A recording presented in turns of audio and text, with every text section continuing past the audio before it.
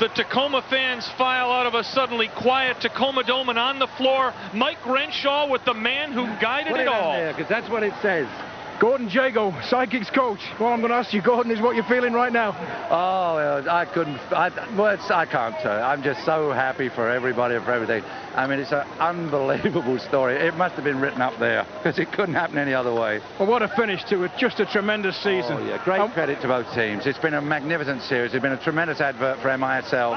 It's a tragedy that somebody had to lose. I'm glad it's not us, but at the same time, great credit to all the players. Well, Carpen again. He did it 2 nights ago. He did it again tonight. That's right. He keeps coming up with those all-important goals, and he's there when it matters most. And it's just, I have to say, I've no words. I can normally speak, but I can't tonight. I'm sorry. It's great. Well, it's been a fairy tale season, Gordon. It surely has, and it ends with a glass slipper, right? And That's not right. The poison apple. Well, we said we wouldn't wait until midnight. That's Gordon Jago, head coach of the MISL champion Dallas Sidekicks. Back to you, Norm. Welcome to Good Seats Still Available, a curious little podcast devoted to exploring what used to be in professional sports. Here's your host, Tim Hanlon.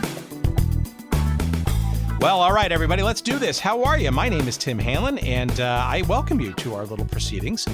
We call this little podcast Good Seats Still Available. And as you know, it's our weekly little journey into what used to be in professional sports. I can't thank you enough for finding us and downloading us and streaming us and listening to us, or however you're consuming us.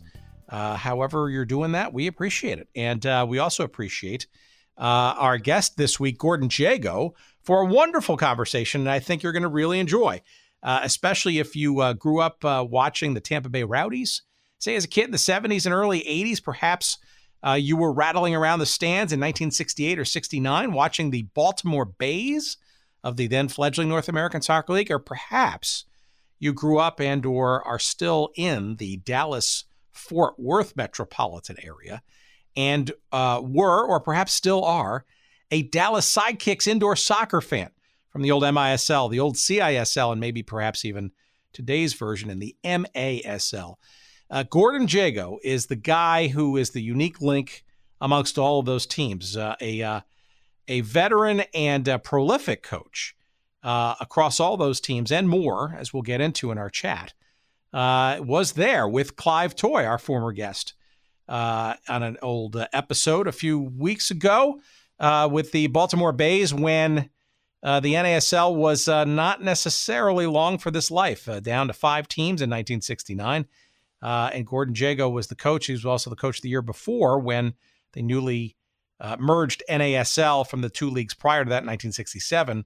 So some interesting stories there about how that came to be, how that story ended. Some interesting, I think, heretofore untold little tidbits about the story of the Baltimore Bays. So give a listen for that. Some very interesting conversation around the Tampa Bay Rowdies. Circa 1978 through 1982 or so, including 2 Soccer Bowl finalist appearances, one in 1978 versus the Cosmos and one in 1979 against the Vancouver Whitecaps, neither emerging victorious, however, but a very storied franchise, the Tampa Bay Rowdies, and Gordon Jago was the head coach for some of the biggest years of that franchise's history. We get knee deep into that. That's also worth the price of admission right there. And then if that weren't enough, and by golly, shouldn't it be, we get into almost, I guess, a dozen plus years of indoor soccer stuff, that of the Dallas Sidekicks variety, from, I guess that was I want to say the earlier to mid 1980s, all the way through almost to the good part of the 1990s, with Gordon Jago as the head coach and for a number of years the general manager and the chief cook and bottle washer for that franchise. And if you grew up in the Dallas Metroplex area, you will certainly remember vividly some fine championship seasons, one in the MISL in 1988, which you just heard as the intro to the show.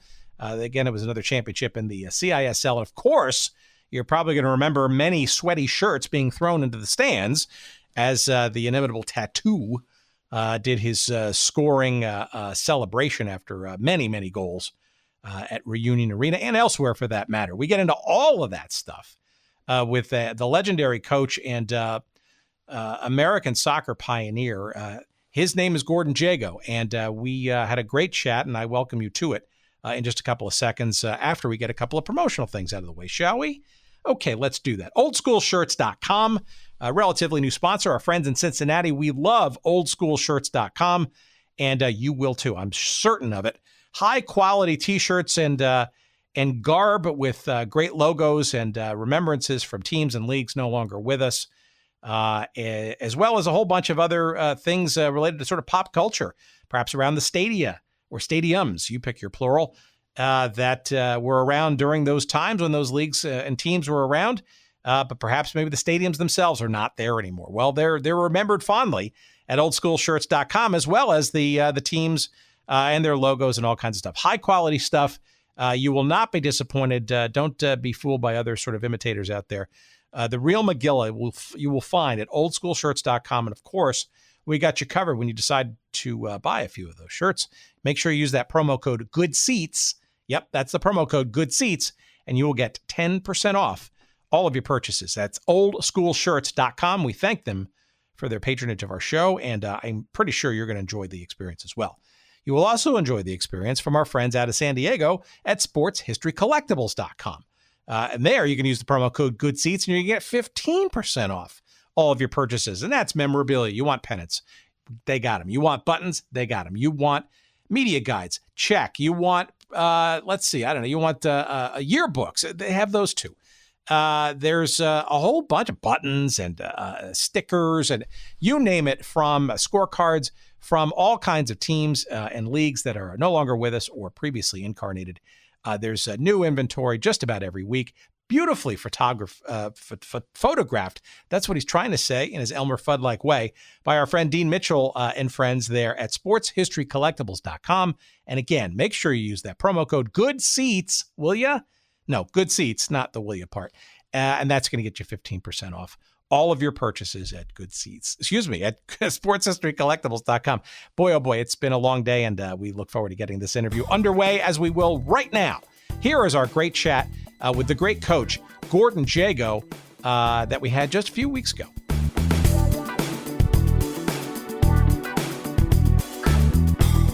As you may know, we just today, this morning, on our weekly publishing schedule, just dropped our episode with one gentleman by the name of Clive Toye. Oh, geez.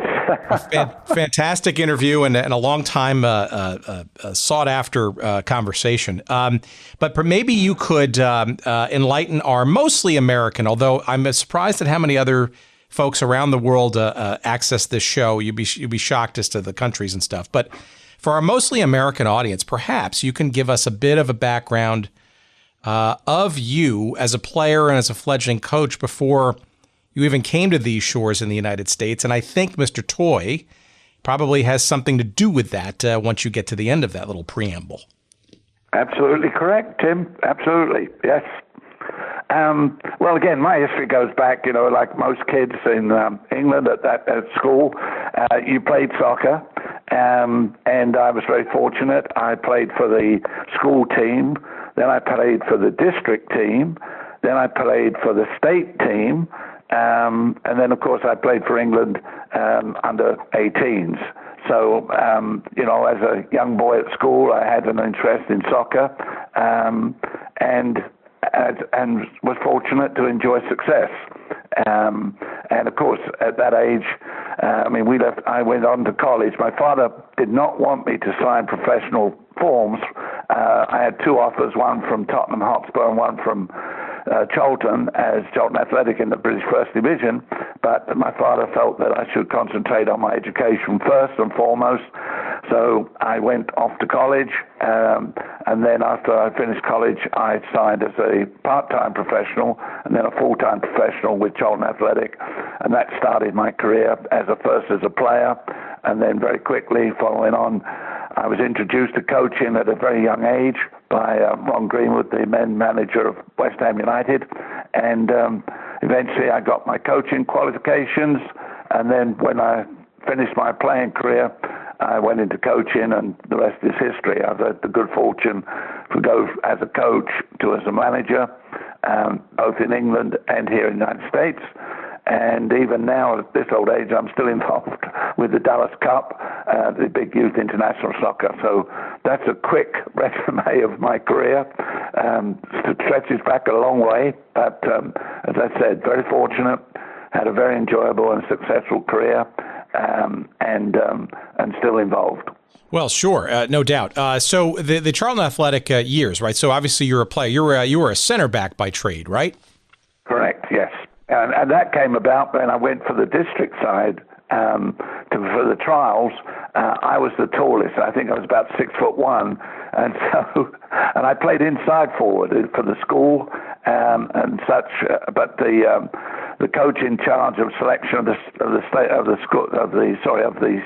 state side, he selected me as a centre back because I was so tall, you see, and that started it. So I never know if I'd have been lucky enough to continue as perhaps a goal scoring inside forward, but no, I was a centre back. Well, okay, so your playing days, right? So you had a pretty lengthy career for a soccer player at the time, right? I mean, you about 8-9 years there at Charlton, and maybe somewhat, and maybe this is not surprising back in the day, but with one club, right? Really no movement or transfer, and a bit of stability there. That's very true. That's a good point you bring up, Tim, because there's no doubt about it. Both, if you look at the history of the game, particularly in England, in my period of time, there were players who had long careers at one club. I had 12 years with Charlton Athletic, just the one club. And you also saw the same with managers and coaches. The Shankleys of this world, the Fergusons of this world, who had long careers. Now today, if you look at it, players move on from club to club. As a coach or as a manager, if you lose 3 or 4 games, you're out. It's a vastly different time. There was much more loyalty on both the club side and the players' side in my career. Well, despite that, though, I mean, you started as effectively after your studies, right? As a late blooming or as a later teenager, right? And after even just that period of time, I mean, you're still only 28, 29 years old when you basically segue into coaching, right? How did that come about? Your segue into coaching? Well, it's two things. One, I was very fortunate that I went away with the England training team. They had 17 players, a national team going on a tour, and they needed 5 or 6 more for the training games prior to them going overseas to Europe for their 3-game tour. And my club, the trainer, was the trainer for England. So he took 5 of us to train with the England team and make up the 22 for practice games. And that's where I met a gentleman called Ron Greenwood, who at that time was a player with Fulham, still, also a centre-back, and he was also a staff coach. And he introduced me to coaching, and that was the start. So at a very early age, I think I was about 25, I went on a course by the Football Association in England, got my preliminary awards, then I got my full badge, and then the director of coaching selected me to be a staff coach. And so I was the youngest staff coach, even though I was still playing at Charlton. So I couldn't coach a team because I'm a player playing every Saturday. But I got on to lots of courses for the Federation and such. And so I got an early start to my coaching career, and I was a staff coach and went overseas to European conferences. And I was starting to see a whole different game. No disrespect to Charlton Athletic, but we were not perhaps the most progressive in terms of training and coaching as we perhaps should have been. But I was seeing a whole different world by being with the Federation. So at a very early age, I got involved in coaching. And then when I was 29, I was already getting a bit despondent, to be truthful. I found it very difficult going away and seeing how soccer was being played in other parts of the world, different styles, different coaching and such, and I wasn't seeing it at my club. So a little bit of disappointment, and then I got kicked in the eye in a game against Middlesbrough, and I almost lost my sight due to a blood clot, and then I was out for 3 months, and as the season drew to an end, I made a decision at 29 to not to continue playing and to step into coaching. Well, so would you characterize that then as a happy chance then, or did you sort of have a knowledge of maybe what your post-playing career might look like either in or outside the sport, hence the coaching exposure and experience? Well, I think it was a combination of being disappointed. I was so lucky because I was a staff coach at, I think, 26 or 27, and I was now mixing with the best managers and coaches in England at the conferences, at the courses during the summer months. And then when I went back to my club, it was not as good as it should have been, in my humble opinion. But I wasn't a rebel. I behaved myself, and I did what I had to do as a player. But I wasn't enjoying the situation. And then I think once that injury came about, it kind of made me make the decision to now say, okay, finish that. Let's look for a career as a coach. And as I say, I was already a staff coach. I was working for the Federation at summer courses and such. So it kind of, I was lucky, Tim. I think it just fell into place. And I enjoyed the coaching. I certainly enjoyed meeting the quality of managers and coaches I met both in England and around the world at that time. So I was very fortunate. Well, but speaking of falling in place, right, you're doing this sort of career transition at perhaps the most fortuitous time in English soccer history, right, given the hosting of the 1966 World Cup, right? That's right. What were you doing between your playing days and your what was that like, and what part of that were you sort of exposed to or experiencing as part of your sort of coaching learning, shall we say? Well, it was twofold. I'd already left Charlton Athletic. I think I finished in 62. So I then went with the FA because they had an association with an amateur club on the south coast of England where I could go there and they were amateur players, they weren't professional, and you could be training the players there. But then I was free to do all the work for the Federation.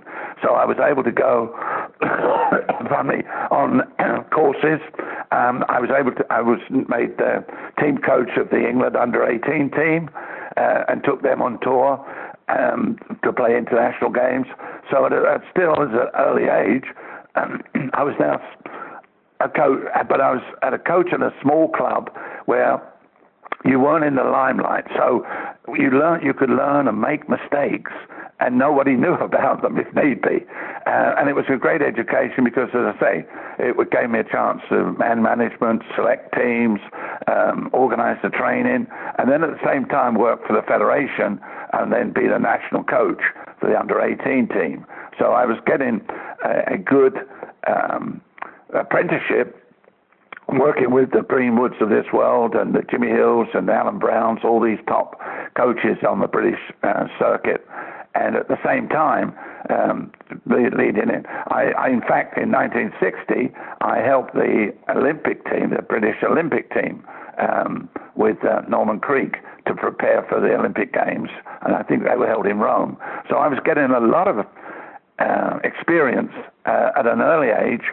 And I think it stood me in good stead for later on in life when I went into the professional game after leaving the amateur club and going to Fulham Football Club as the head coach of a First Division team. All right, so explain to our audience a little bit of sort of the pathway that led you, that got you to, ensnared you in, shall we say, perhaps to your first exposure into the international beautiful game, shall we say, in the great United States of America, which arguably is quite naive to it, at least on the solid pro level, circa 1966-67. This is where we sort of mentioned a guy named Clive Toye. Maybe you can give our audience a sense of how you stumbled across the pond, shall we say, to the lovely hamlet of Baltimore for your debut in American soccer coaching. Yes. Well, what happened was I was with Fulham Football Club, the British First Division, and we had an invitation to come across and play Honved of Hungary in Oakland.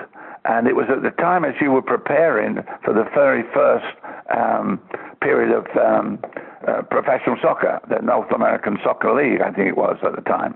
And so I came across with Fulham, and we played in Oakland, and I met a lot of American coaches and such there. And Clive Toye was there because Clive had already come over, and he was the general manager of Baltimore Bays, owned by the Orioles, in the North American Soccer League. And Clive and I knew each other from London because Clive had been a top soccer reporter for the Daily Express. So, of course, with me coming over, when I came back from Oakland to England, I received a number of phone calls offering me positions in the United States in the new league, including one from Clive to come to the Baltimore Bays.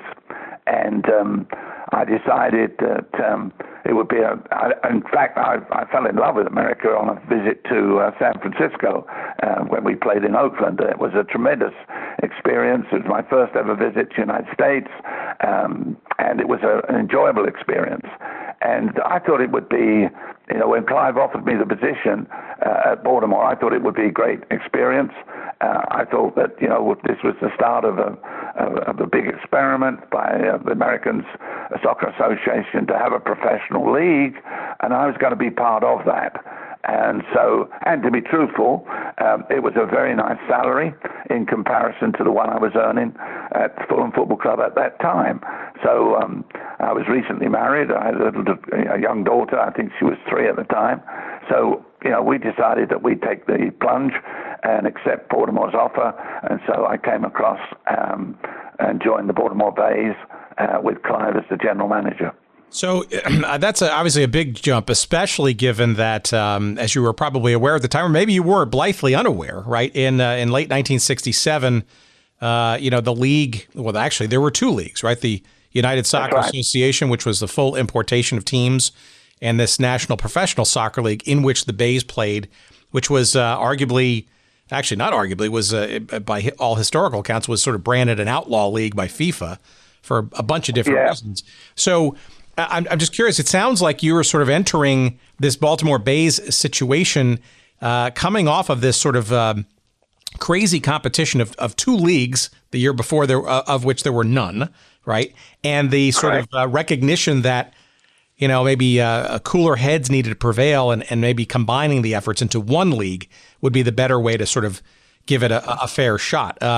Do you remember anything about sort of your how you were, shall we say, wined and dined, and what you were promised by Clive as you were decided to come to the United States? Was it that clear that you were sort of stepping into such, cacophony or unsettledness? Yeah, you're absolutely right, because I got criticized very heavily in the British press for leaving a First Division club as the head coach under the manager. Supposedly, one of the youngsters coming forward and a good career ahead of him. And I got very, very great criticism in the British press because at that time, as you quite rightly said, that league was not even sanctioned by FIFA at that time. But Clive had told me very quietly and confidentially that with the talks that were going on at that time, that those 2 leagues were going to join forces, become one league, and therefore would then be recognized by the United States Soccer Federation and therefore sanctioned by FIFA. But I know my father kept a scrapbook, and I know I got criticized very heavily for fancy leaving Fulham Football Club, the British First Division, and going to a renegade league in the United States, Yep. But Clive had convinced me also that amalgamation was going to take place and that we would have sanctioned by the FIFA, and so it would be a recognized soccer league. And that did happen, and that's exactly what did happen. Yeah, so in this 1968 now renamed North American Soccer League. Okay, so it seems to me like you coached there for 2 seasons. It seems like it was almost a tale of 2 seasons, right? 1968 was sort of, the best, I guess, of the 2 leagues coming together and a fairly substantial U.S. and Canadian footprint of teams. And then 1969, which was almost the ultimate collapse, where I think there were barely 5 or 6 teams. Maybe a few little pointed memories of sort of both of those seasons. Yes. What it was like to play in Baltimore for a beer baron, et cetera. What was that all about? What was it like? Well, again, there were 17 teams in that first year that I was here. And you're quite right. At the end of that season, it dropped to 5 and was almost extinct. But there were 5 teams left, and they decided that they would bring in 5 foreign teams, West Ham United, I think, Aston Villa, Wolves, Dundee, to play for each of those cities. So Baltimore, knowing Ron Greenwood, suggested, and we were lucky we got West Ham United to play for Baltimore, and there was a kind of international league with West Ham United representing Baltimore just to get the season, because with only 5 teams, you were limited to the number of games you could play, and the season wouldn't have been that long. So we had this 2-tier situation whereby we had the foreign teams in, all from Scotland and England, playing on behalf of St. Louis, Kansas, Dallas and Baltimore, and that part was the first part of the season. Well, it wasn't very successful. The attendances were very low, and then before we started the season, our own season amongst the 5 teams, Mr. Hoffberger, who owned the Orioles and owned us, took us to Dallas to a meeting of the 5 owners with Mr. Cashin, who was the Baltimore Orioles general manager, and Joe Hamper, the chief financial officer, and myself. And we went to a meeting in Dallas with the other 4 clubs. And much to our surprise, because Mr. Cashin didn't know, Joe Hamper didn't know, and I didn't know, Mr. Hoffberger stood up at the beginning of that meeting and said, "Gentlemen, Baltimore Bays will play this season, but will close at the end of the season." And you could imagine the shock to the other 4 owners and the shock to us 3 from Baltimore. But that was Mr. Hoffberger's decision. He then said, we will be leaving, and it should remain silent because it was in the best interest of everybody that Baltimore's decision would not be known. We would complete the season, fulfill all our obligations to the fixtures, to the finance, etc., etc. But at the end of that season, 1969, it would close. So that was it. We flew back from Baltimore in his private jet to New York. He dropped off to go to some business. We continued back to Baltimore, and so there we were. We found out before the season started with our team that we were closing at the end of the season. We were not allowed to tell anyone. We did, and so that was a secret that I had to keep. Our restrictions were many financially. We couldn't have full-time professionals. In fact, I went to New York and I got 5 New York boys, players in the New York German League, I think most of them, and they used to come and play just on Saturday. We didn't see them in the week. We weren't training because that was it. And of course, it was a disaster. But we kept quiet. Nothing was said until the end of the season, and then it was announced that the Baltimore Bays would close. But we knew, the top echelon of this club, that it was the last season, and it was very difficult. It was probably the hardest thing I've ever experienced, but I think it gave me a toughness to deal with such a terrible situation, because I couldn't tell the players that this was the end of the season. This was it. We put on a brave front. Our record was very, very poor. I don't know what it was now. It was pretty poor, as it had to be. But we knew all along at the end of the season it was over, and the Baltimore Bays would no longer exist. At what point did you the press that was actually covering the team, and I can't imagine it was that voluminous, the amount of reporters and stuff. At what point did it kind of leak out? Because I mean, you would also. But it had. I mean, if you were paying attention, right? And again, this is all in hindsight. You were there. I was not. You had moved from Memorial Stadium, right, for the previous 2 years, right? Oh yeah. Cavernous 50,000 seater. That the Orioles also used, to a looked like kind of a high school field, right? No more than 10,000 seats, right? So it almost feels to me like it was, I don't know, you couldn't help but look at the, it could be looked at as an austerity move, right? But also maybe it was sort of the beginning of the end. Or... Yeah, the local press boys, I mean, you're absolutely right, Tim. Local press boys were writing about the decline. And as I say, we moved deliberately. I mean, it was a set plan to destroy or to end the Baltimore Bays. But Mr. Hoffberger made it very clear to me that it was remain quiet because he didn't want any adverse criticism to affect his national beer company or the Baltimore Orioles, etc., from the soccer population of Baltimore. He wanted it closed down as quietly as possible and at least expense as possible. And so we then moved to the high school. Then, and not many people know this, the high school playground, car park was turned up, broken up. And it was all a deliberate plan to create an atmosphere for Mr. Hoffberger at the end of the season when he announced that we were finished. People say, well, it's understandable. They weren't drawing anybody. Nobody was going to the games. They weren't a good team. They're bottom of the league. They only won 3 games or whatever it was. And so it was easy then to close it down, but it was done deliberately. And as you said, the press were writing about the demise, yes, but it was never stated by anybody. The press would say, you know, what's happening here, da-da-da, it's probably going to be the last. I mean, because you don't go from the Baltimore stadium to a high school stadium, and then because people then had to park in the street, and it wasn't a desirable area, and you could come back to your car and your wheels might be gone. But I think it was a very cold, calculated plan by the senior people of the Orioles to create that situation so that it saved Mr. Hoffberger and his other industries severe criticism from the public in any way, shape, and form. Very interesting. All right, so a couple of quick questions before we get off of this relatively dark period in your career. And I don't mean to harp on it, of course. Hey, I tell you what, it was a very harsh period. You can imagine a situation that you can't say a word. You've got to put a brave face on. You've got to say the right things to the players and try and work them.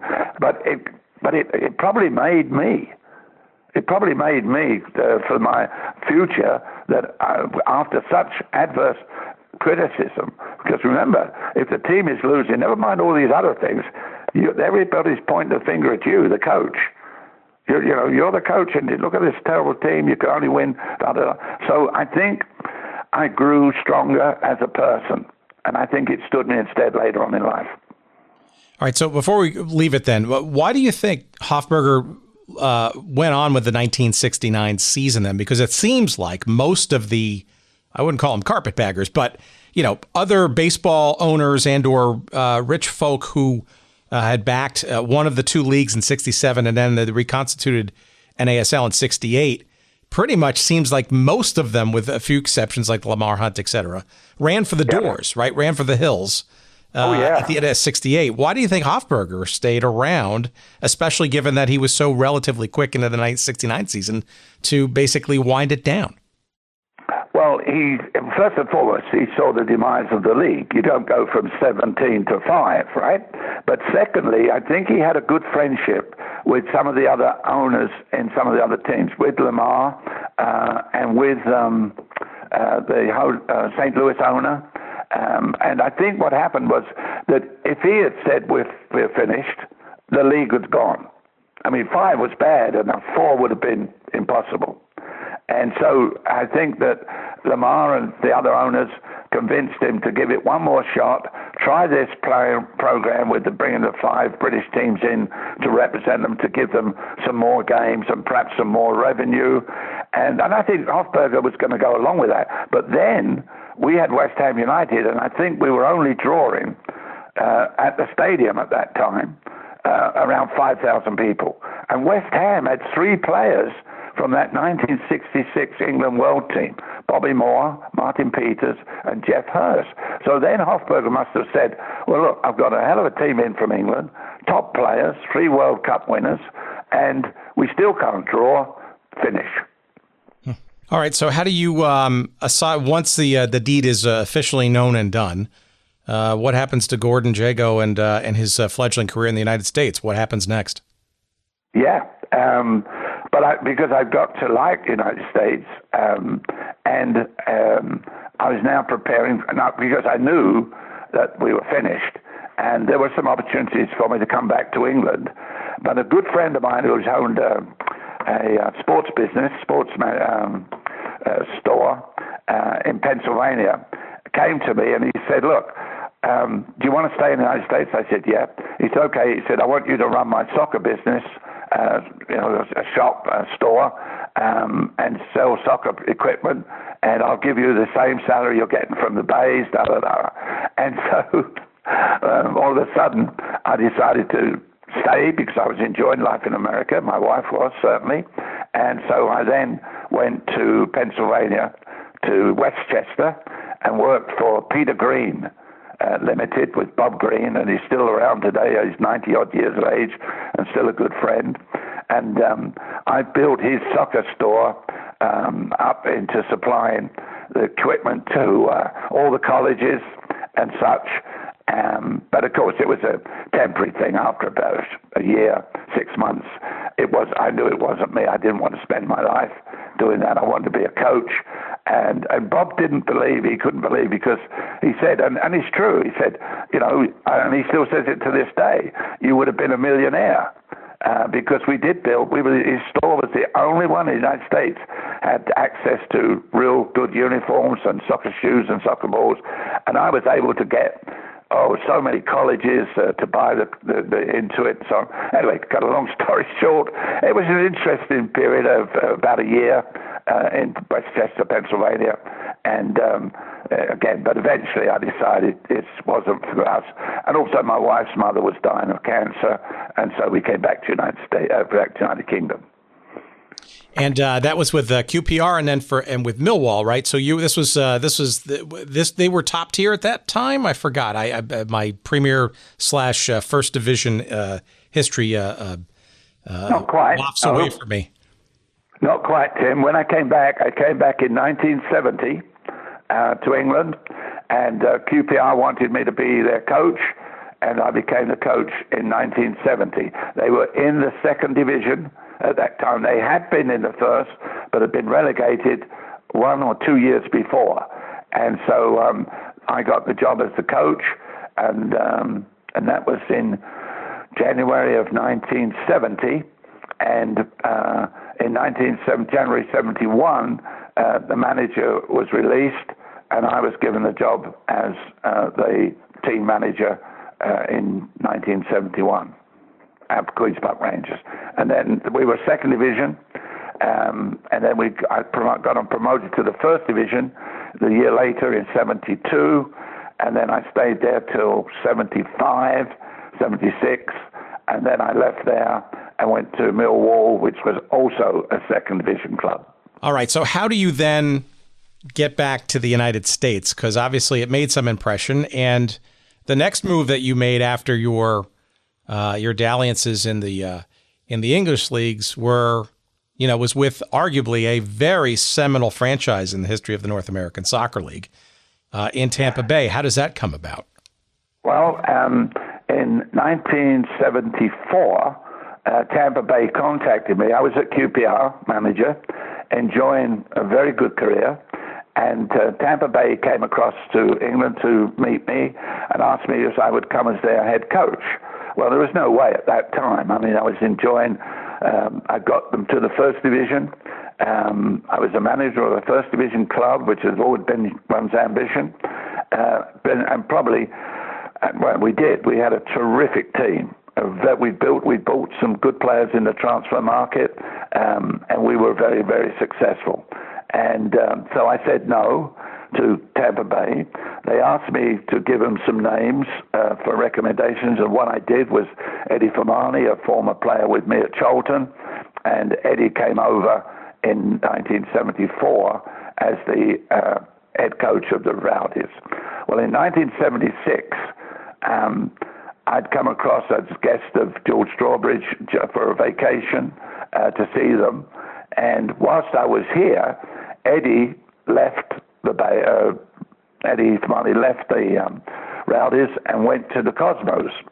So George asked me again, and I said, no, I'm going back to Millwall, and that was it. But then I had a very bad experience with the BBC over a television program about Millwall Football Club, because it had a reputation of hooliganism at that time. A lot of problems on the terraces, and it had a very bad reputation.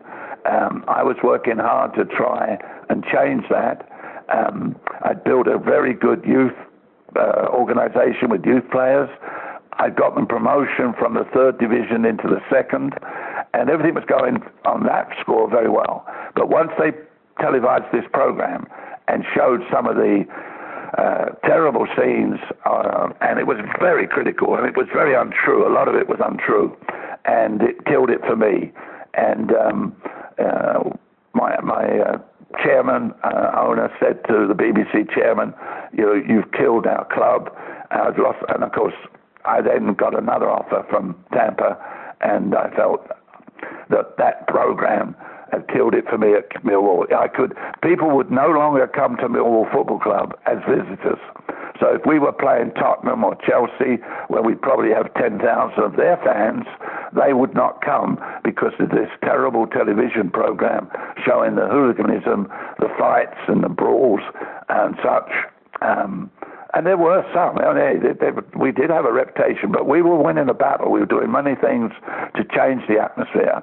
But once that program went on television, Tim, nobody would come from a visiting team to the Millwall Football Club to see their team play. They felt, we'll give that one a miss.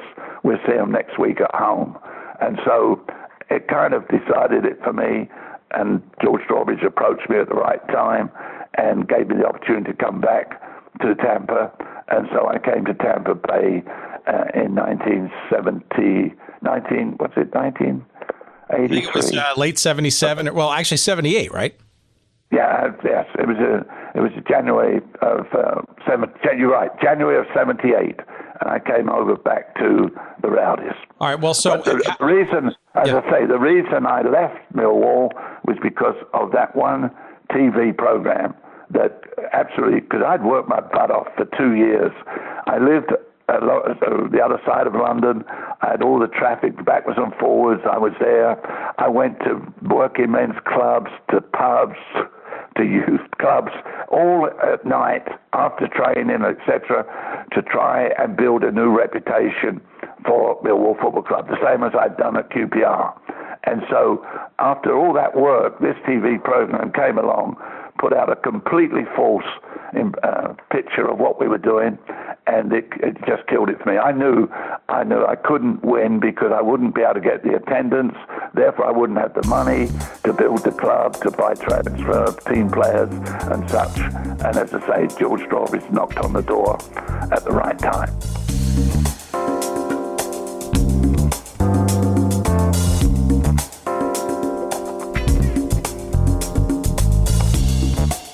All right, hang in there. We'll be back to our conversation in just a minute. But, we got to pay the bills around here, and we want to wish well to our new sponsor in helping us pay some of those bills. It's MyBookie, and can't imagine a better sponsor this time of year as the pro and college football seasons start gearing up. If you want to get some action in on some of those games, and frankly, a whole host of other sports, teams and leagues, not ones that are not around anymore, like we focus here on this little show. I mean, kind of hard to bet on teams that don't exist anymore. But clearly today, in today's modern era of sports, there's a lot going on. And if you want to bet on games, not just pro football, but just about any sport out there on the planet, you can do so with relative ease and pure satisfaction with MyBookie. That's mybookie.ag.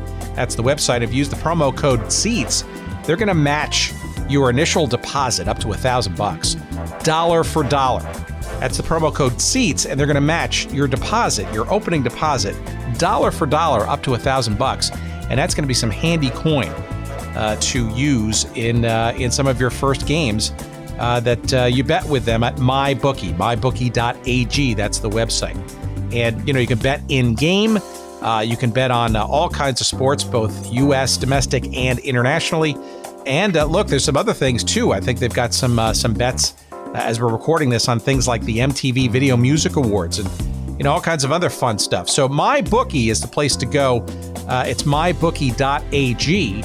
And make sure you use that promo code SEATS, and they're going to match your initial deposit dollar for dollar up to $1,000. And that's going to be a nice chunk of extra change to put to work with your inklings on who you think's going to win in various games, football and otherwise, as the season progresses. That's MyBookie, mybookie.ag. We thank them for their sponsorship, and don't forget to use that promo code SEATS to get that special deposit bonus. And now, back to our conversation.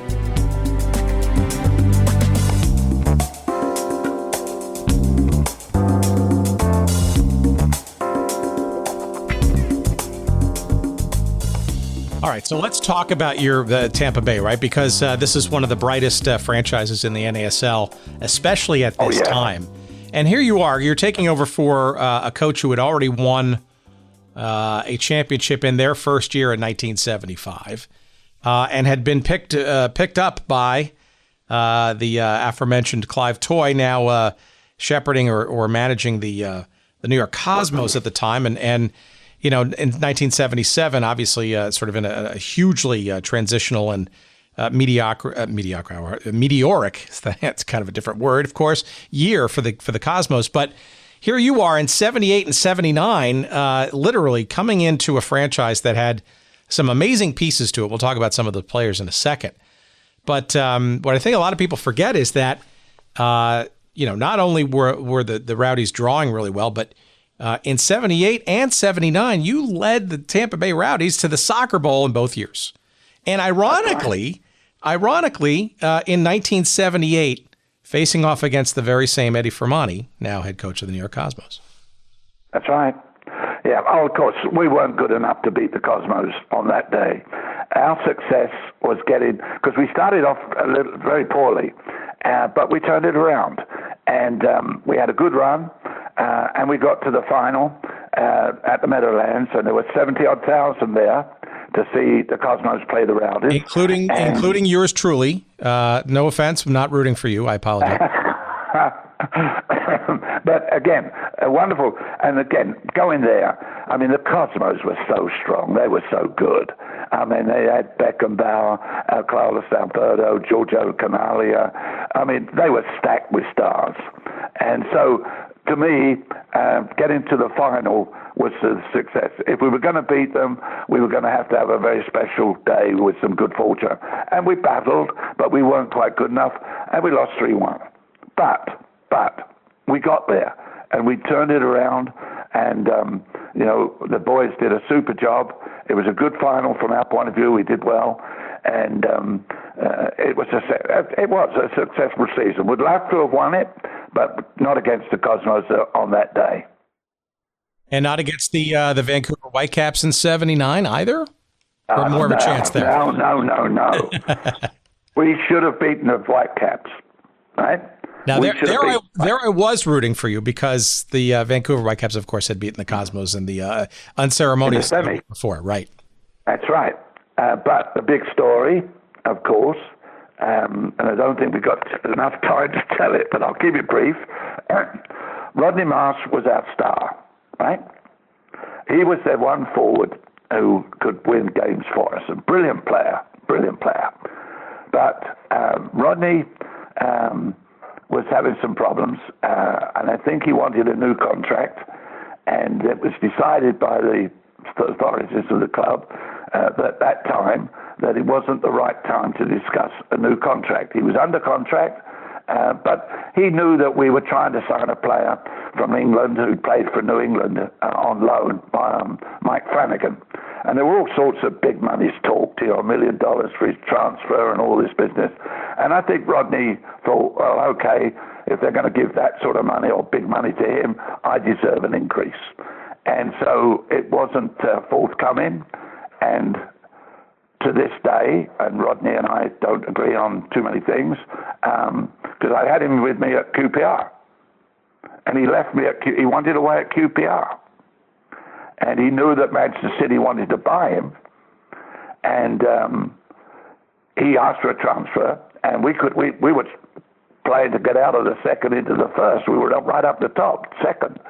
And Rodney didn't play for 3 games before the transfer deadline in London. And consequently, we had to transfer him. And we transferred him, and we lost, because we lost 3 games, and we never lost 3 games with Rodney. But he was on the field, but he wasn't playing. He was disturbed. And consequently, we finished 3rd or 4th and missed out on promotion.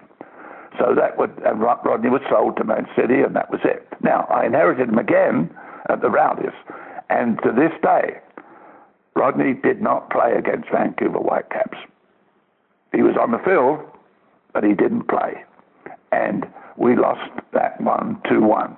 But if Rodney had been the Rodney I knew, the Rodney he was capable of, I believe we would have won that game.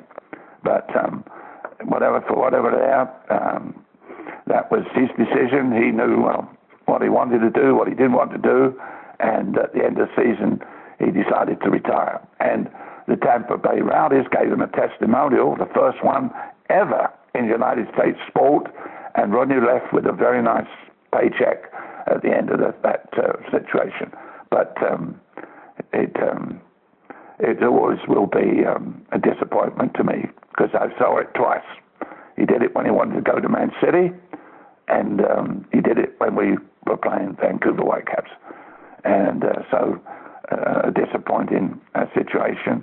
But again, we were in the championship again for 2 years running, and we were drawing, and we went on to draw, I think, averaged about 30,000 people in a city like Tampa where they'd never ever seen a soccer ball, let alone a soccer team at that time.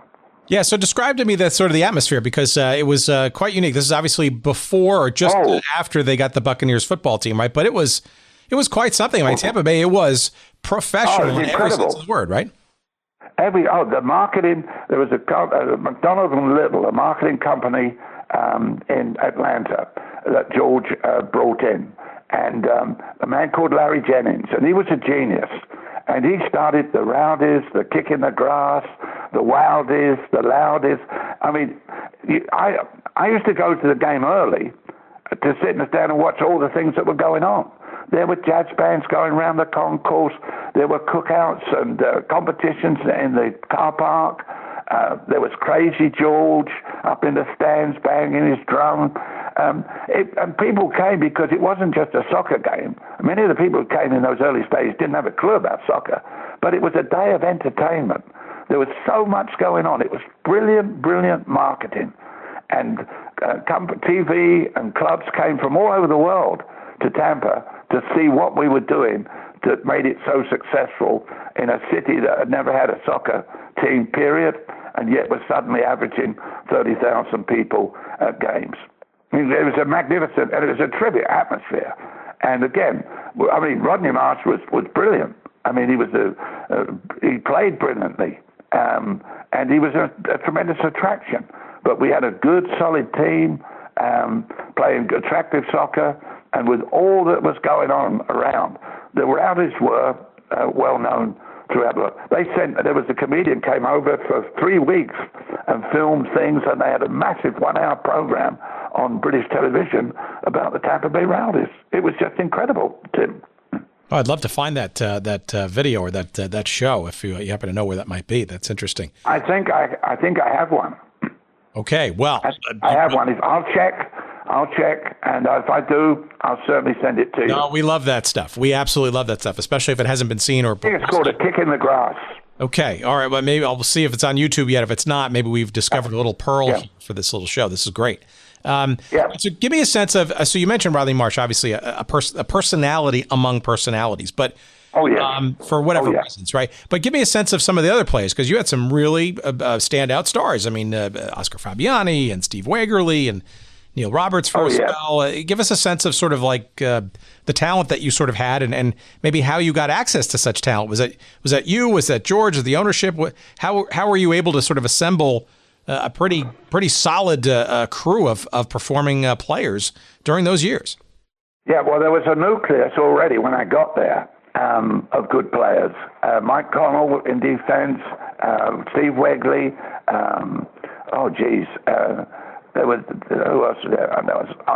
I bought Oscar Fabiani. I scouted. I traveled the world for a little while to see certain players, and Oscar Fabiani was a brilliant player. He was one of the best that we had also.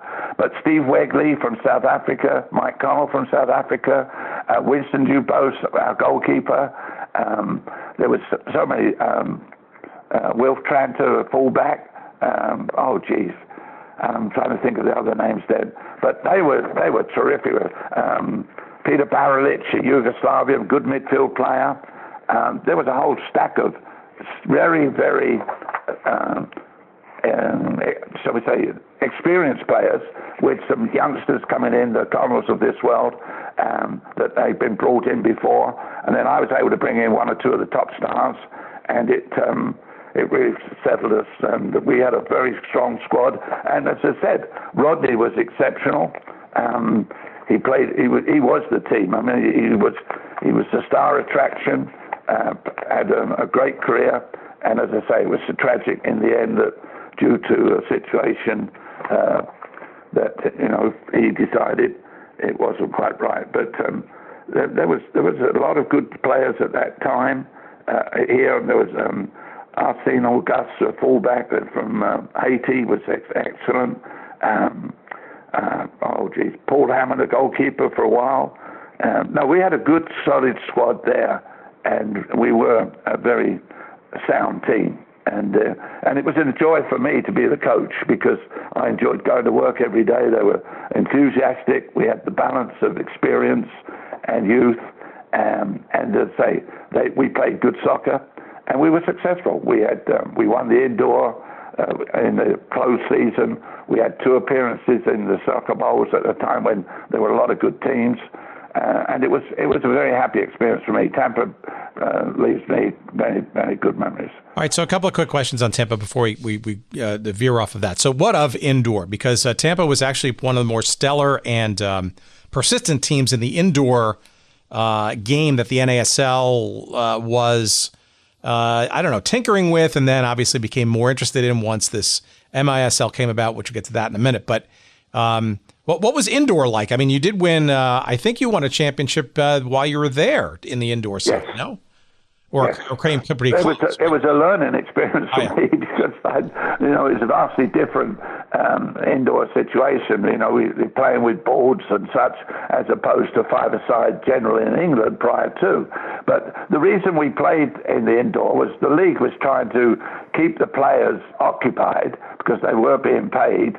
And they wanted to keep the players occupied during the winter. Also, they wanted to keep the interest in the spectators. And so it was decided that, and I think the NPSL, they already started in those days. And so we, the North Americans, decided to play a limited edition, but it was primarily to keep the players active, to give them something to do, to give us a chance to earn extra money for attendances, and so on through the closed season. So that was it. But it wasn't nothing like the indoor that I experienced later on with the Dallas Sidekicks. It was pretty much just a free. We weren't as clever in terms of substitution off the bench and all those sort of things. We weren't as clever as playing off the boards, but we had a lot of really good soccer players. Peter Baralic and Steve Wegley were very good indoor players. So we were competitive, and we won against the other teams that we played in those days. But it was really an indoor league in its infancy, and it wasn't there as the major concern. We were still outdoor clubs. These were games primarily just to keep active during the winter months. Well, it looks like you sold out the Bayfront Center. I mean, on a regular basis. I mean, a little cracker box of a stadium. If I'm not mistaken, it was actually, I think, and I'm not from the Tampa area, but if I look at some of the pictures from some of those games, I'm not even sure you had plexiglass across it. It almost looked like chicken wire or fencing, if I'm not mistaken, around some of the boards. Is that right? Right. Oh, yeah, we did. As I say, it was very inferior to what was that later developed with the plexiglass, et cetera, and but the Rowdies, as I say, had done such a magnificent job in marketing the game, and the music with the Rowdies and all that business, and the Kick in the Grass song. People came to Bayfront Centre in St. Pete to see the indoor team because, again, it was a fun night. It was an entertaining night. We had all sorts of entertainment at half-time. The team would come in an army truck one day, in a taxi the next day. There was always... The marketing people of the Tampa Bay Rowdies were absolutely brilliant. And they marketed that team, and the players did a good job. I mean, they built the camp Kick in the Grass, all the soccer camps for the young kids all over the southern part of the United States under Gordon Hill. But it was a fun. The Rowdies were fun, and that's why people came out to see them, both outdoor and indoor. Okay, so one last question on the Rowdies is probably. The rivalries, right? You had two, I guess, crucial rivalries that were sort of long-lasting that I'm sure you have a couple of, I guess the closest thing to a derby that you're going to find during those days, which is both with the Fort Lauderdale Strikers and, oddly, the New York Cosmos. Why those two teams? I mean, I guess one, obviously, from a regional competition perspective, but why the rivalries with those teams and maybe... was there sort of some bad blood in between those two clubs, or was it manufactured, or what? Because they were pretty intense, some of those series. Oh, they were two big rivalries. And the Fort Lauderdale rivalry was primarily, Florida, the nearest as you could get almost to local from one side of the coast to the other coast. But there was a good rivalry, and of course. Ronnie Newman and I were good rivals. We'd grown up together, playing in the English League at the same time. We battled each other in the first North American Soccer League with the Baltimore Bays, etc., and Ronnie in Atlanta. So there was this built-in thing between the two of us, but it was created a good rivalry. It was a friendly rivalry. It wasn't nasty and everything. And the fans of both teams, I mean, there were a lot of people traveled across the state to see the games, away games, and so that was a good rivalry there. And of course, we would always have to battle them to get through to the finals. And again, we played them at the semi-final, I think, both years, and went on to the final. And then, but the Cosmos were different.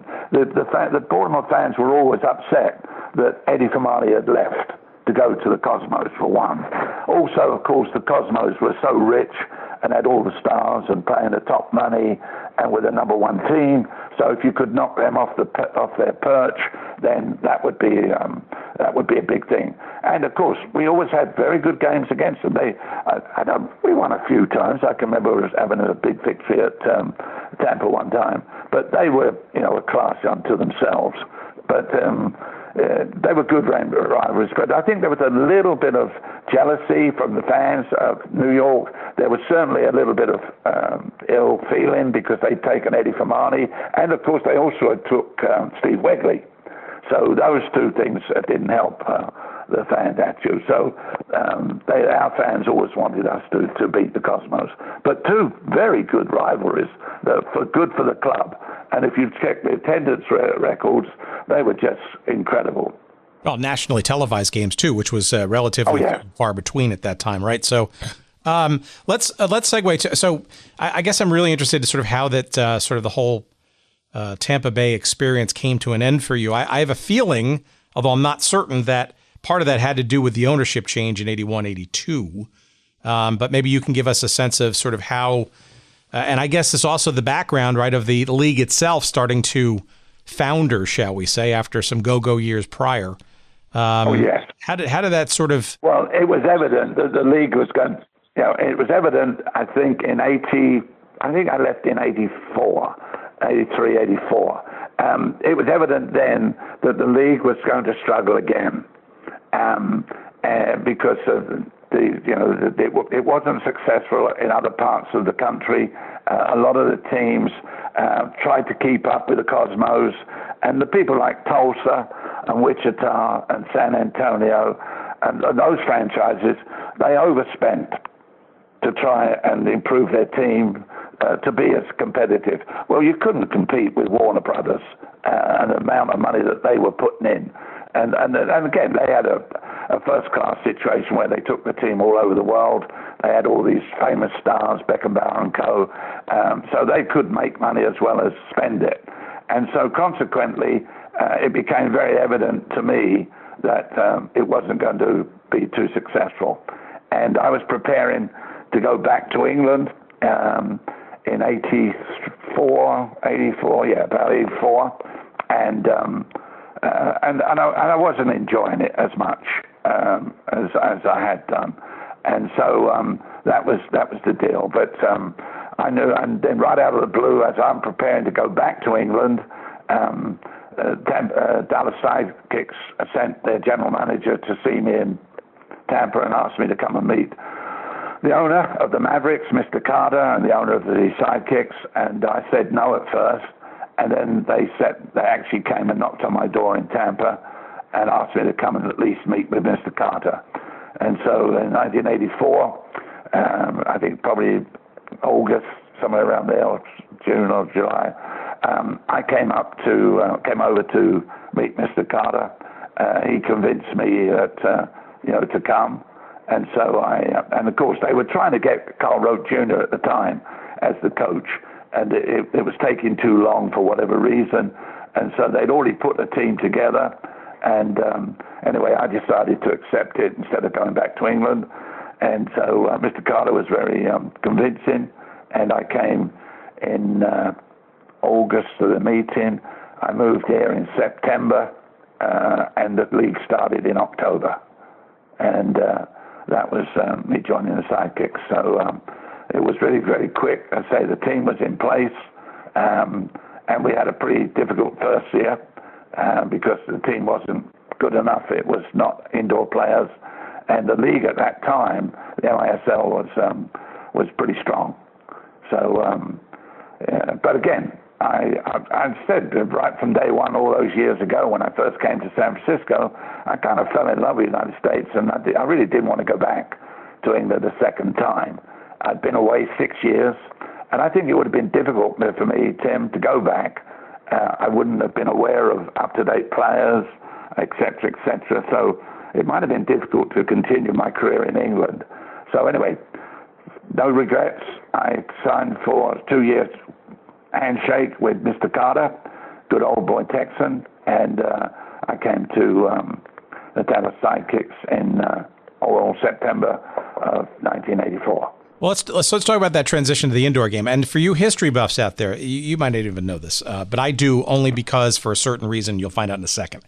Apparently, from what I understand, the charter of the Dallas Sidekicks when they started, I guess in January of 1984, I guess that's when they were registered or whatever. They officially founded January 9th, 1984, according to my records. Was actually the remnants of a team known as the New Jersey Rockets, which barely lasted one season from 1981 through 1982 at the Brendan Byrne Meadowlands Arena, that yours truly was probably one of the 50 or so season ticket holders to. And arguably part of the reason why we do this show, because I was just fascinated as to why a team would be come up with such fanfare and then depart literally almost in the near the end of the season, almost unnoticed. But that's actually what happened. The Dallas Sidekicks actually would really do owe their very early origins to the New Jersey Rockets. Explain to me the MISL, because you're segueing out of the North American Soccer League, which obviously it and outdoor soccer, I guess, were being kind of questioned as being perhaps not the kind of sport or soccer orientation that Americans might be interested in. The MISL was just like its rocket red ball, red hot at the time. I mean, St. Louis is selling out places in Kansas City, and you had Pittsburgh. I mean, there's all kinds of craziness going on. It took a little while to get Dallas going, but man, oh man, Dallas was kind of the center of the MISL universe for a bunch of years under your tutelage. we had 16,820 sellouts on a regular basis. But it's interesting. What happened was that the Dallas Mavericks purchased that franchise out of New York, indoor soccer. And the reason they did it, I found out later in life, was that the Mavericks felt that they didn't want a hockey team in Reunion Arena in the National Hockey League. The stories I heard was A, one, competition, B, there would be the problem of securing dates if there's a National Hockey League team in the arena as well. Also, the point of the ice, that if you had to put the basketball floor on top of the ice, because they couldn't just melt the ice away because they were playing the next day and all that sort of thing. And so the story was that the Mavericks brought in soccer to keep out the National Hockey League. That was the story that we were later on in life. And I can visualize that, and it was done in that respect. It was, and it was in its infancy. I remember, as I say, the first year was disastrous, and Mr. Carter was so supportive of me and the team, because he'd experienced a first year ownership in the NBA, and he knew what it took to build a team, how long it took, et cetera, and of course, as you know, it took us a couple of years to get it right. We won a championship in our third year. We were having sellout crowds, and and at that time in the 80s, there was no success for the Cowboys or the Rangers. We were the success. There was no success for the other major sports in the city. So we, the new boys on the block, suddenly had 16,800 sellouts. We won championships. We won the first one in '87. It was just an incredible situation. Again, good marketing by the Maverick staff, because we had the same office staff. They worked for the two sports with a few extra people. But it was fun. And as I say, Mr. Carter was and Norm Sonja, the general manager, two great men and very supportive. And we turned it around from I forget, we had a terrible first year. I'm trying to think of the record. It wasn't very good. You were 12 and 36 that first year for a whopping percentage of 2. You got it. Pardon me. Yes, 12 and 36. I think we went 24 and 24, 25, 23, and then the third year we won the whole thing. Yeah, and it was a good look. Oh, I tell you what, that first year, I was out of my depth in indoor soccer. The way it was played in the league at that time. Why? Because it was more sophisticated than what you remember playing in Tampa? Yeah. Oh, unbelievable. I mean, Ronnie Newman at San Diego was incredible. For example, just for the listeners, if you had the players' boxes and you had the two doors, which 12 yards apart, and now he would take one fella off at one end and put another one on and gain 12 yards and get behind a defense and all that sort of thing. Or if he lost the ball, off would come a player and a defensive player. The way they used to utilize those substitutions was absolutely brilliant. Then playing off the boards. I mean, if a player came in from the angle, he didn't shoot at the goal. He shot for the boards. And the other players knew that was going to happen, and they're looking for the rebounds off of those boards as they come back across the goal. There were all sorts of tactics, particularly when you lost a man and you had a man up or a man down, like in hockey. The formations that they had, and as I said, I came into it, well, absolutely no knowledge. And it took me a season, as well as the players, to learn all about the indoor game. And as I said, Mr. Carter, thank goodness, was a very patient man, and he bore with us. And providing we worked hard, we were okay. That was all he asked, because he knew it was going to take time. And it took us a little time to acquire players who were indoor. I mean, we had a goalkeeper who was probably one of the best goalkeepers outdoor ever came here, Jan van Beveren from Holland. Oh, sure. Brilliant goalkeeper, but not indoors. Not indoors because he couldn't use his feet. He wasn't adept at manipulating the ball, kicking the ball, which he had to do as an indoor goalkeeper. And so there were little things like that we were all learning. And it took us a season to learn and then get some more experienced indoor players the second season. And then by the time we got to the third, we'd all grown up in terms of knowledge. And again, we won a championship right off the bat. Yeah, Van Beveren was a big-time Fort Lauderdale Strikers guy. Remember, he stymied many a Cosmos. He was probably one of the best goalkeepers that came to the country in the North American Soccer Outdoor League. All right, let's talk about a player for you can't talk about the Dallas Sidekicks without, of course, the inimitable Tattoo and his unique way of celebrating a goal. But you knew Tattoo in your Tampa Bay Rowdies days before you both wound up in Dallas, right? Yes, I went down. George Strawberries did a deal with Sao Paulo Football Club in Brazil, and it was for us to send down 6 young players to train down there and gain experience. And our marketing people went down there to give them ideas in marketing. In return, we were to get 3 players, outdoor players, to come on loan and play for us that season. So I went down. I was down there for 12 days.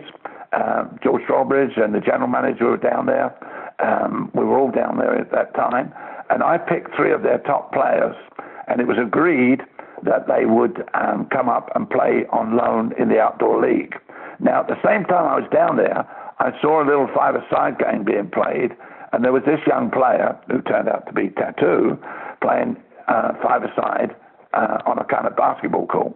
And he was brilliant. So I said to their coach, was there any possibility I could have him on loan for our indoor season? And anyway, cut a long story short, they did. He came up and he was brilliant.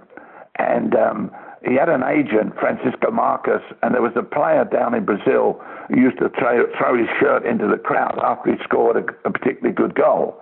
So this agent copied that with Tattoo. Whenever Tattoo scored an indoor goal, he would throw his shirt into the stand. So that became a little trademark. Well, at the end of the indoor season, Tattoo went back to Sao Paulo, and we're waiting in May for the 3 players to come up on loan. And the Brazilian club reneged on the deal. So we were really stuck now. We were waiting and waiting. We hadn't gone and got it, so now we've lost those 3. So in desperation, I said, could I have Tattoo back, knowing that he would become a fan favorite indoor? But Tattoo was a far, far superior player indoor than an outdoor. Tattoo was very, very quick over 3 or 4 yards. He wasn't quick over 12 or 20 yards. And so he was ideally suited to be an indoor player.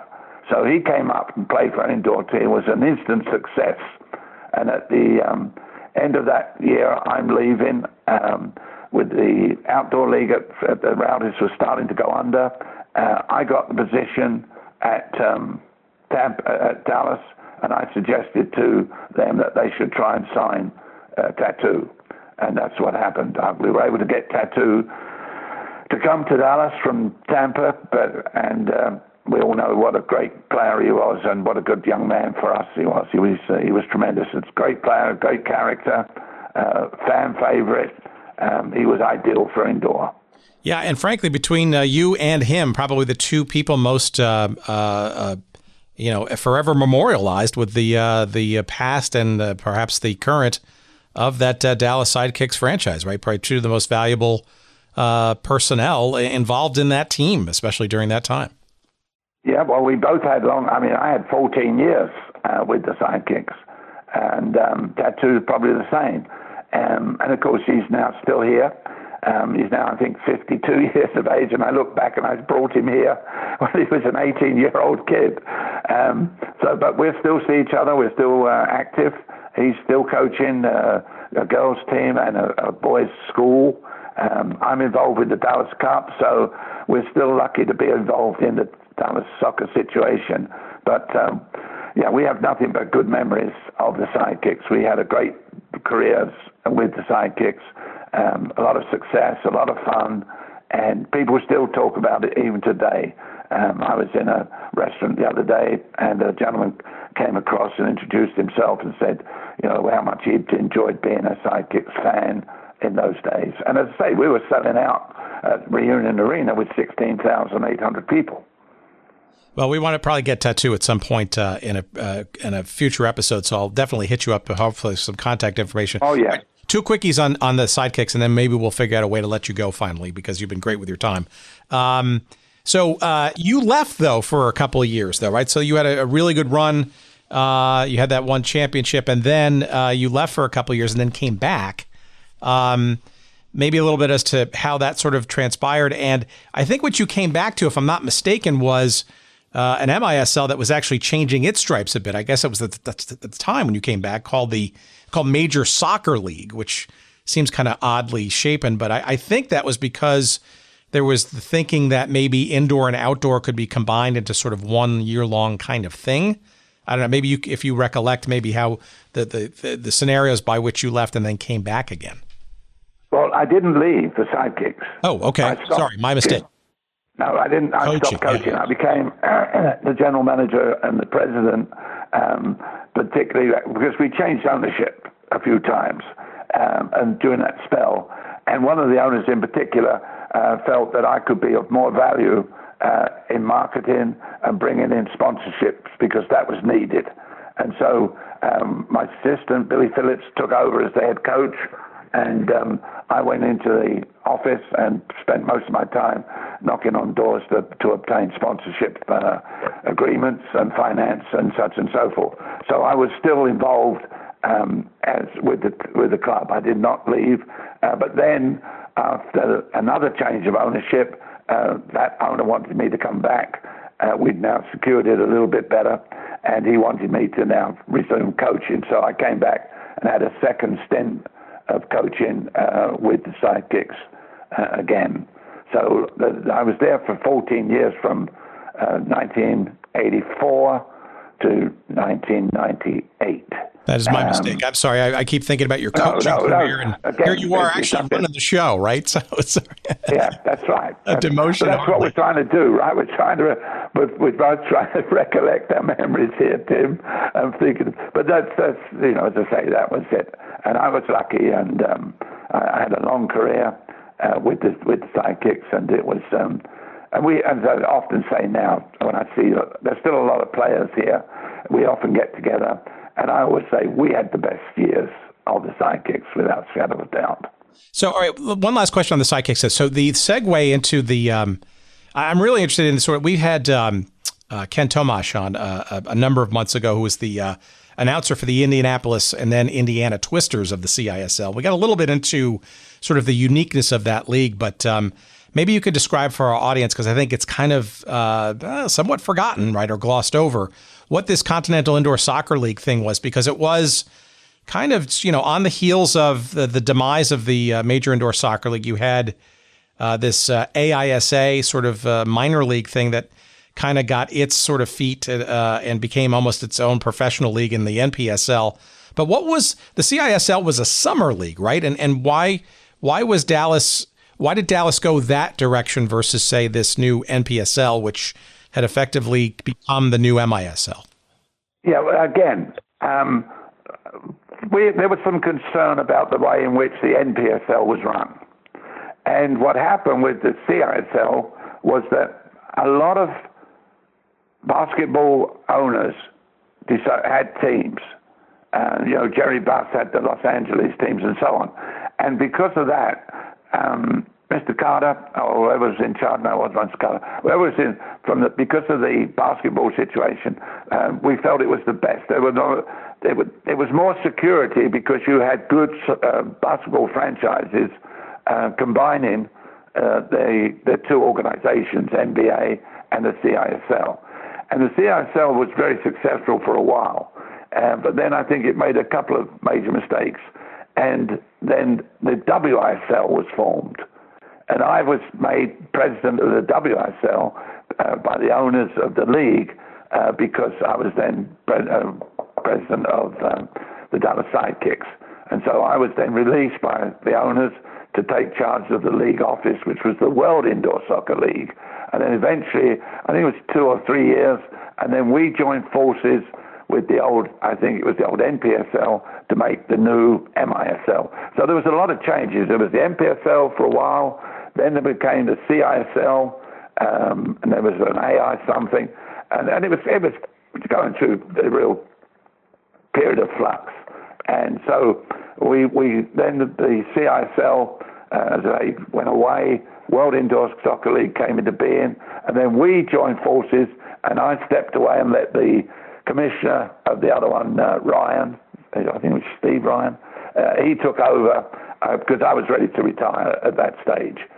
My wife was in bad health, unfortunately, and so I stepped away as president of the WISL, and the new league became the MISL, with the combination of the two, WISL and the NPSL. There were so many changes in those years. You had the job to keep up with it all. No, you need a graduate degree, and I think our friends who listen to these soccer episodes kind of wonder and scratch their head, but it always seems to end with an SL somehow in that. So, all right, so obviously, yes. Let me ask you one question, and maybe use that as a segue into, I guess, sort of our final sort of zone here, which is sort of the current and the future of soccer in this country. But I actually want to ask you this question. I don't think I've asked anybody from our indoor exploits yet this question. Do you, I mean, growing up watching the original MISL, it was an amazing sport. And I was obviously an NASL fan outdoors, but, in some respects, I almost feel like I'm an indoor soccer purist, if there is such a thing, because you look at what exists today with the MASL and, it seems downright ragtag by comparison. Now, maybe that's just me looking through the prism of youth and history and all that kind of stuff. But I don't know. You wonder if there's a place for a higher level than there is today, maybe back to when the MISL was around, of indoor soccer. It's a very exciting sport, has a lot of unique skill to it. Do you think that ever has a chance to make it? I know people are talking about futsal, which is obviously a different game. Is there a future for the indoor game, or is outdoor finally ensconced in this country where it's always going to be a sideshow from now on? I think the latter is true. I think the MLS is secure. I've still got some concerns because I think they're still expanding too quickly. There's not enough good players coming through from the colleges into the MLS. And so we're still relying on overseas players to come in and that's not the way. So I still think that the MLS is secure now financially. They've got some good franchises, good ownerships. They're doing very well in most cities. If they keep control of their budgets and don't waste too much money on overseas foreign players who are, coming to the end of their careers, I don't mind that, but keep the expenses. Don't start making the same mistakes that the North American Soccer League did when trying to keep up with the Joneses and spending money they couldn't afford. So the MLS is the outdoor league, and that's the future of soccer in this country. It has to be, so that we build a good national team. Our clubs can compete in Central America and CONCACAF, et cetera, that's it. If there is an indoor league, at the moment, what I've seen, it's unfortunately gone the wrong way. You've got some clubs that have got good finances and good situations, and then you've got others that are not. So consequently, the quality of the game has gone down. There's not the money for advertising and expenditure, and whether it can come back, because like you, indoor soccer, if it's done right, it's very exciting. It's a good night out. The games can be very, very high quality of soccer, even with the indoor and playing off the balls, et cetera, but as an entertainment, it's good. I don't think futsal is, personally, because the ball going out of play, whereas in indoor with us with the balls, it's different. So my feeling is this: MLS is here to stay. And providing it does those two things, keeps control of its finance and doesn't have too much expansion until we get more players coming through, players of quality, because we've got to have young Americans. You can't keep going out like many of the MLS teams are at the moment, and they're bringing in foreign players everywhere. And that's not going to be the answer in the long run. So MLS, keep not too much expansion, keep control of your expenses, and we've got a quality international league, and hopefully we'll build a national soccer team for world competition. Indoor, if it can come back, it can come back in its own entity. It can play in the winter months and be successful, but it's got to have good finance and good quality. Maybe it may never come back. We're struggling here in Dallas at the moment. Whether I believe the sidekicks are coming back. I'm not yet certain, but it's a vastly different game, standard of play, than it was in our day. And I don't say that to be disrespectful. It's the fact that the quality of play in the indoor is nowhere near. Because what we did have in indoor, we had a lot of outdoor players and outdoor coaches like myself that when the NASL went under, they stayed in this country. And so you had, a lot of good players from the North American Soccer League, good soccer players who could adapt playing indoors in those early leagues and being very successful with a very high brand of soccer. We've only scratched the surface of a bunch of stories and some of your escapades in American soccer, but now's a good chance to promote your book, which came out last year. You want to tell our audience what that is, where they can find it, and all that kind of good stuff, as well as what you're up to today, because you have not retired. You're still very active in the sport in the Dallas area, right? I'm very involved in the Dallas Cup. I'm an ambassador consultant. I spend a great deal of time negotiating with the top teams around the world. Manchester United, Real Madrid, Barcelona, Sao Paulo's. I build up a long network, and my job is to bring those teams in to our Dallas Cup every year. We bring in 228 teams from around the world. Our boys of under 13 up to under 18. And I have that good fortune to be in touch with the teams, be in touch with referees. I negotiate contracts, and I help Andy Swift, the executive director, to bring in as many top teams from the United States and around the world each year. So I'm very fortunate. I have the opportunity to travel to some of these countries as their guests and to bring the teams in. So that is keeping me, as I say, very active and very interested. What else are you asking there, Tim? The book. Oh, the book. Yes, I was asked to produce a book. I said no, but anyway, they talked me into it. I tried to produce something that was interesting. It wasn't about this game, that goal. It talks about many things. It talks about my view of American soccer, where it is to now in college, in youth, and where I think it has to go. And, of course, I tell the stories of Rodney Marsh and myself, which are quite interesting, then talking about how I started.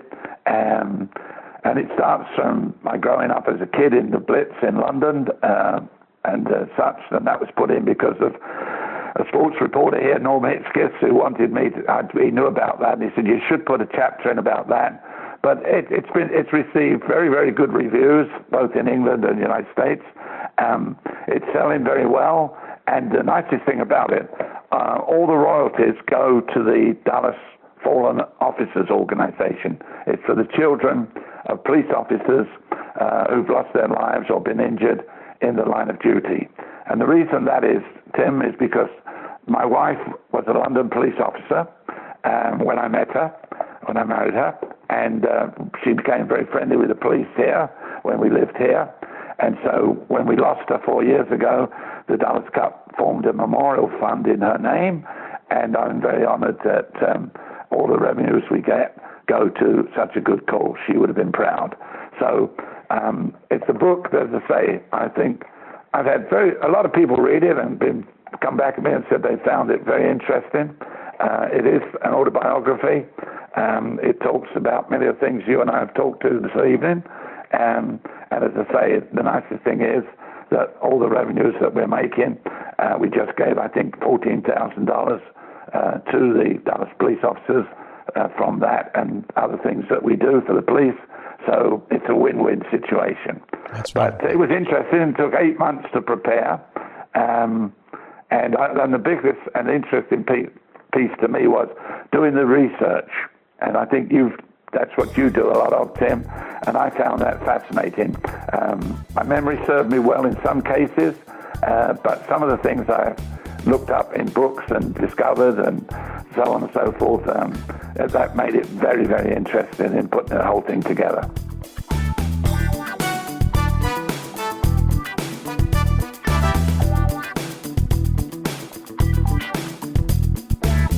That was a tremendous conversation, and Gordon's been an absolute delight to chat with.